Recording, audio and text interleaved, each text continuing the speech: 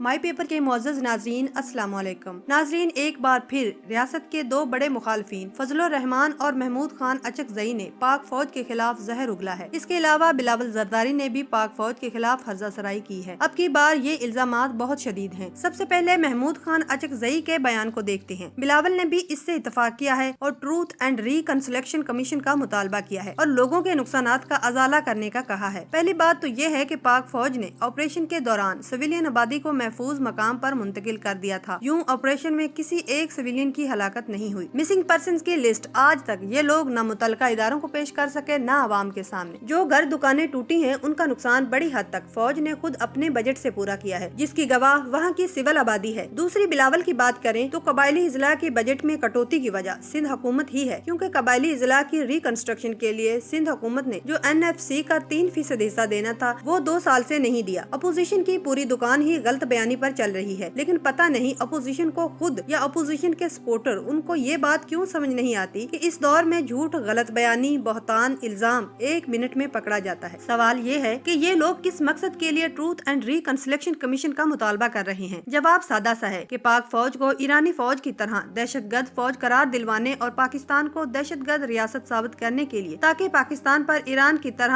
आलमी पाबंदियों की राह हमवार की जा सके और FATF में पाकिस्तान ब्लैक लिस्ट हो सके। इसी मकसद के लिए इनको नारा बनाकर दिया गया है। इसी मकसद के लिए इनको कमीशन का मुतालबा करने का टास्क दिया गया है। अगर इन लोगों के पास अपने दावों के हक में कोई सबूत और शवाहिद मौजूद हैं, तो इनको जजों की अदालत में पेश क्यों नहीं करते, जिनका ये कमीशन बनवाना चाहते हैं। अवाम के सामने क्यों पेश नहीं करते, और क्यों ना पाकिस्तान एक ऐसा कमीशन इस पर बनाए कि वजीरिस्तान में कितने खानदान दहशत गर्दी में मुलव्वस थे और आज कितने लोग अफगानिस्तान के पैरोल पर हैं और PTM में शमूलियत के बाद किसने कितना कमाया। अब मैं बताती हूँ कि इन लोगों को पाक फौज और ज़रबे अज़्ब से क्या दुश्मनी है और क्यों पाक फौज के खिलाफ और इमरान खान के खिलाफ एक जबरदस्त मुहिम शुरू की गई है। फजलुर रहमान ने क्यों पाक फौज को धांधली का इल्जाम दिया है और हुकूमत को छोड़ने का कहा, बसूरत दीगर फिर ये धमकी दी। इस सब की बहुत सी वजूहात हैं जिससे मुखालिफ कुव्वतें खाइफ हैं। ज़रबे अज़्ब के जरिए दहशत गर्दों से सारे इलाके वापस छीन लिए गए हैं, जिसके बाद पाकिस्तान में ऐसा कोई इलाका नहीं बचा जहाँ दहशत गर्दों का कंट्रोल हो, और अब इसकी भी कोई उम्मीद नहीं बची कि दहशत गर्द वो इलाके दोबारा वापस हासिल कर सके। ज्यादा बड़ी बात ये है कि दहशतगर्द नजरियाती जंग भी हार चुके हैं और पाकिस्तान भर में वो अपनी बहुत बड़ी हिमायत से महरूम हो चुके हैं। इनमें उलमा का बहुत बड़ा तबका भी शामिल है, जो बिलाखिर दहशत गर्दों और मुजाहिदीन को अलग अलग बयान करने पर मजबूर हो चुके हैं। पाकिस्तान के खिलाफ ये हिमायत वो किसी सूरत दोबारा हासिल नहीं कर सकते। इसके अलावा गवादर की बदौलत रूस, चीन और अब ईरान जैसी बड़ी ताकतें पाकिस्तान पर इन्हिसार करेंगी। ये मुआशी इन्हिसार अस्करी मैदान में भी इन ममालिक को पाकिस्तान के साथ खड़ा करेगा। इसी का नतीजा है कि निहायत मुख्तसर अरसे में दूसरी बार इन ममालिक ने पाकिस्तान के साथ मिलकर जंगी मशकें की हैं। इंडिया का पाकिस्तान को तनहा करने का ख्वाब चकनाचूर हो चुका है। गवादर ही की बदौलत पाकिस्तान मुआशी तौर पर अपने 70 साल के नुकसानात नाकाबिले यकीन तेजी से पूरे कर सकता है। न सिर्फ ये बल्कि वो बजाते खुद एक बहुत बड़ी मुआशी कुव्वत बन सकता है। गवादर प्रोजेक्ट मुकम्मल होने की सूरत में बहर हिंद का कंट्रोल पाकिस्तान और चीन के पास आ जाएगा, जिसके बाद इंडिया की तवानाई के रास्तों को पाकिस्तान और चीन बंद करने की सलाहियत हासिल कर लेंगे। अफगानिस्तान में अफगान तालिबान को सियासी हैसियत देने की तैयारी की जा रही है। अमेरिका घुटने टेक चुका है, जबकि दाइश और TTP अफगान तालिबान के हाथों शिकस्त खा रही है। ये अमल मुकम्मल होने की सूरत में अफगानिस्तान में इंडिया कमजोर हो जाएगा और पाकिस्तान मजबूत होगा। इंडिया को यकीन है कि अगर ये अफगान तालिबान को सियासी हैसियत मिल गई तो वो अफगानिस्तान खो देगा। अफगान मुहाजिरीन की वापसी और अफगान बॉर्डर के क़याम पर काम जारी है। ये अमल मुकम्मल होने की सूरत में इंडिया और पाकिस्तान दुश्मन ताकतों के लिए अफगानिस्तान से पाकिस्तान में मजीद दरअंदाजी मुमकिन नहीं रहेगी। कश्मीर में उठने वाली आजादी की ताज़ा लहर रुकने का नाम नहीं ले रही। कश्मीर को अब न इंडिया उगल सकता है न निगल सकता है। उगलेगा तो इंडिया में चलने वाली बेशुमार आजादी की दूसरी तहरीकों को शय मिलेगी, जो इंडिया के टुकड़े कर सकती है। पाकिस्तान में इंडिया की हमदर्द सियासी जमातें शिकस्त का शिकार हैं। पीपल्स पार्टी का भुट्टो अपनी आखिरी सांसें ले रहा है। अल्ताफ हुसैन जिंदा लाश बन चुका है और MQM के वतन से एक मुहब्बे वतन सियासी जमात जन्म ले चुकी है। असफंदयार वली और महमूद अचकज़ई पाकिस्तान में नापसंदीदा तरीन सियासतदानों की तौर पर मशहूर हो चुके हैं।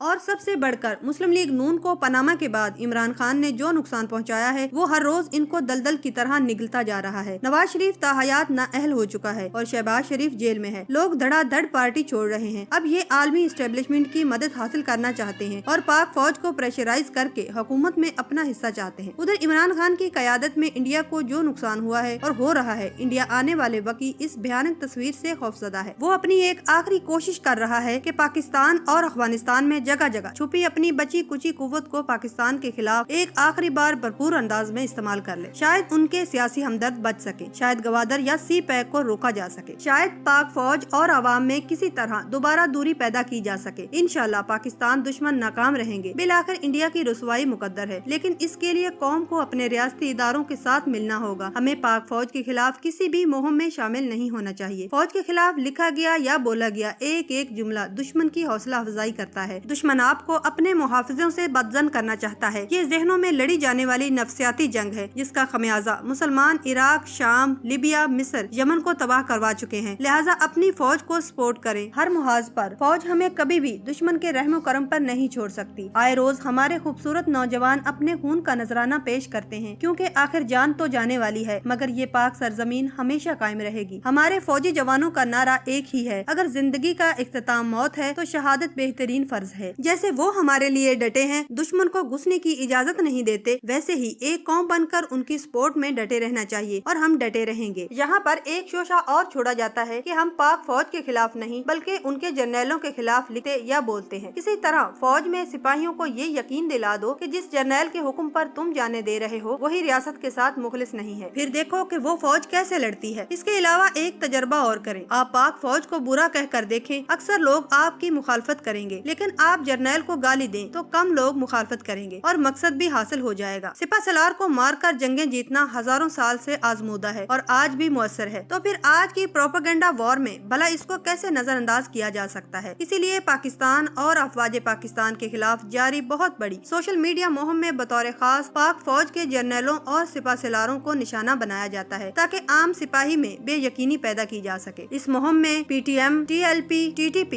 और कई सियासी जमातों की सोशल मीडिया विंग्स पेश हैं। कई अकाउंट्स बहुत ज्यादा एक्टिव हैं। अपोजिशन के जलसों में सरेआम लोगों को पाक फौज से मुतनफर किया जा रहा है। आइए मिलकर इस मुहिम को नाकाम बनाते हैं और पाक फौज का साथ देते हैं। जहाँ भी बोलने या लिखने का मौका मिले हम अपनी फौज का दिफा करें, अपने मुल्क का दिफा करें और अपने रियासती इदारों का दिफा करें, क्योंकि पाकिस्तान है तो हम सब हैं।